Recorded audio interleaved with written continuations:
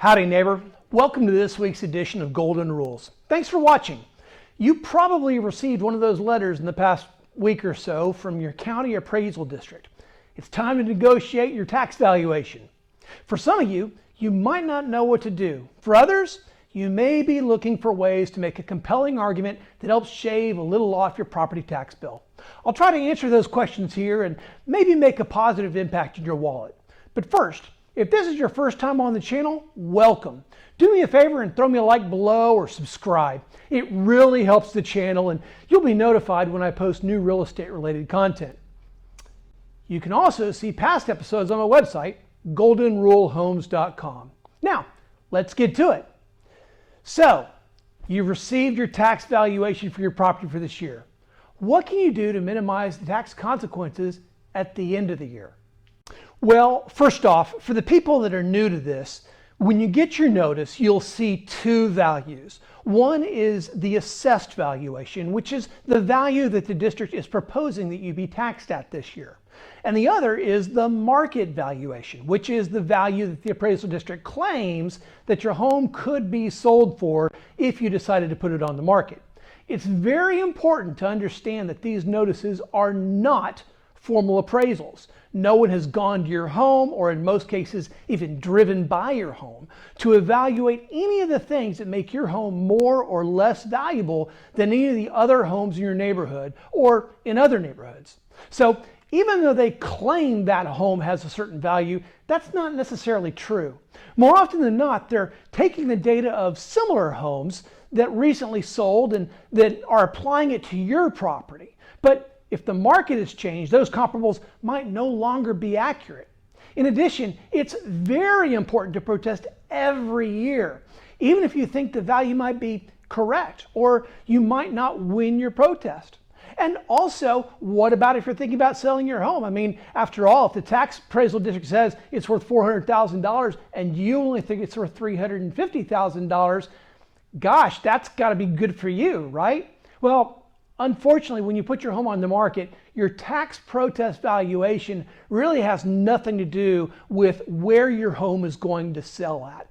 Basically, if you're fighting your tax assessment, it's actually a positive, because when you're selling your home, if that tax assessment valuation is lower than the price that you sell it at, this is a benefit that you can actually sell to your future buyer to say, look, I've already done the work for you. This home is worth $400,000. That's what you're paying for it, but you're only getting taxed as if it was worth $350,000. In addition to this, the other reason for this is because if you have a homestead exemption in place on your home, the maximum increase that can happen year over year is 10%. That means that if you're successfully getting your valuation lowered this year, even if it's only by $5,000, that lowers the basis on which the appraisal district can increase your taxes next year. Which reminds me, the very first thing you should do is make sure that you're taking advantage of all the possible exemptions that are allowed. If you're living in a property as your main residence, you automatically qualify for and should receive a homestead exemption. This can have a significant impact on your taxes. Not only does it put a cap on how much the valuation can increase, but in many cases, it will lower the taxable value of your home by as much as $100,000 for school taxes. You can verify whether you have a homestead exemption in place by visiting your appraisal district's website and looking at the exemptions in place. Senior homeowners, disabled veterans, and military or first responders and their spouses can claim additional exemptions. Once you have made sure that you're getting the benefit of all the exemptions that you're eligible for, you'll want to research your property's value. If you haven't paid attention to property values in your neighborhood, reach out to a realtor that you know and trust to give you the inside scoop on what's been happening in your neighborhood over the past 6 months or so. The taxable value of your home is supposed to be based on what your property was worth on January 1st of this year. So comparables that closed in the second half of the previous year are going to have more weight. In addition, the appraisal district will also consider properties that closed in the first couple of months of the current year. So data pulled from about July of last year until February of this year will be the most accurate. When looking at some of the variables that determine value, make sure that the conditions the appraisal district are looking at match your circumstances. For example, if your home is near a lake, but not directly adjacent to the lake, you have a lake view property, not a lakefront property, which would be taxed at a higher value. Or if railroad tracks or a busy road run directly behind your house, it probably shouldn't be valued as highly as a property nestled on a cul-de-sac in the middle of the neighborhood. Make sure to document and point out these discrepancies. Next, you'll want to document your property's condition. If your home needs some maintenance and the condition is not up to par with the neighbor's home that just sold for a record price because they were upgraded beyond the standard level of finish in your neighborhood, you'll want to detail for the appraisal district the differences. Things like roofs, needing new fences, needing new air conditioners, all of these things that you might need to be doing in the next couple of years can document price differential. Never lie about the condition of your home. You could create a blemish on your property that could come back to bite you when it comes time to sell. For example, if you falsely claim that your property has a cracked foundation, the appraisal district could ask your future buyer about what was done to repair the defect. That could raise legal headaches from the appraisal district and from the buyer, and possibly result in a significant assessment for back taxes and fines. Once you have your facts together, it's time to protest. Make sure that you don't wait too long before the deadline expires.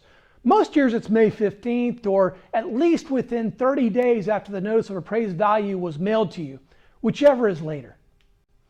When you protest, you can attempt to do so online. If you're located in a large Texas county like Fort Bend or Harris, you can use iFile as a potential mechanism. If your account is eligible for an iFile offer, the appraisal district will review your opinion of value and then email you a notice that you have a settlement offer.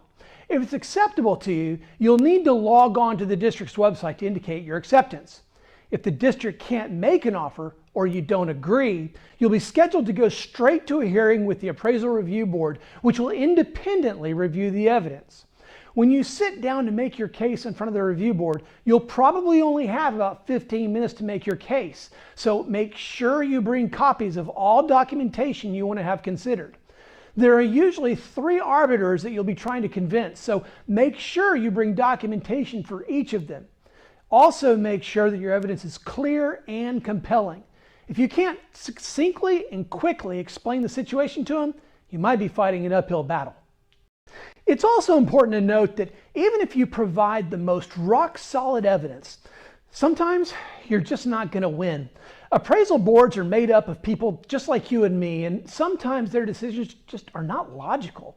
Maybe they woke up on the wrong side of the bed, or fought with their spouse before going to work, or maybe their dog just died. It doesn't make it right, but sometimes that's just the way it goes. Make sure that when you go into the review hearing that you're courteous and that you're not treating the board with disrespect. You're not going to do yourself any favors if you walk into the hearing with an attitude. But just know that sometimes you're not going to be treated fairly. It's possible to walk into an appraisal hearing with a fully paid professional appraisal performed by a licensed appraiser whose job it is to provide an accurate assessment of value at the risk of losing their license to help make your case, and sometimes the board just doesn't agree.